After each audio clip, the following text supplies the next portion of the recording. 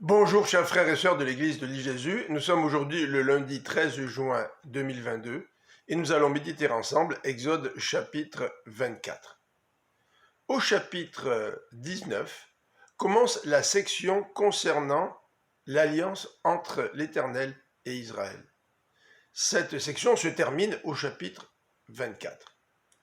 Examinons un peu les éléments que nous retrouvons dans les versets 1 à 8 en rapport avec cette alliance.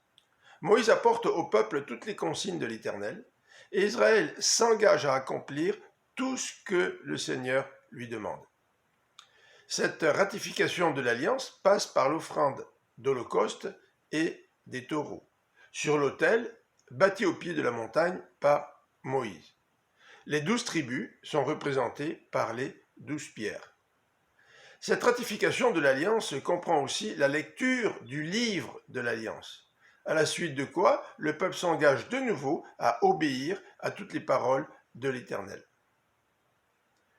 Cette ratification de l'alliance s'accompagne aussi de l'aspersion du sang, qui est le symbole de cette alliance conclue entre l'Éternel et le peuple.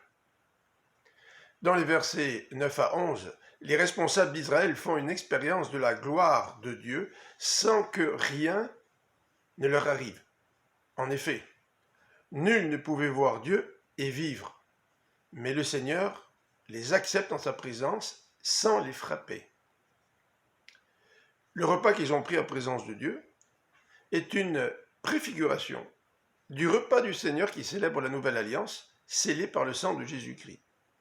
Mais ce repas anticipe aussi le festin des noces de l'agneau tel qu'il est décrit dans Apocalypse au chapitre 19, versets 7 à 9. Les versets 12 à 18 nous relatent le moment où Moïse monte sur la montagne pour y recevoir les tables de la loi.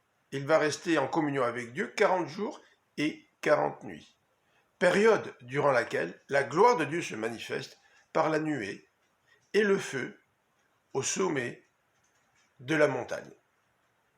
Donc ce chapitre termine donc cette section sur l'alliance que l'Éternel fait avec son peuple. Je vous souhaite une bonne fin de journée, que le Seigneur vous bénisse.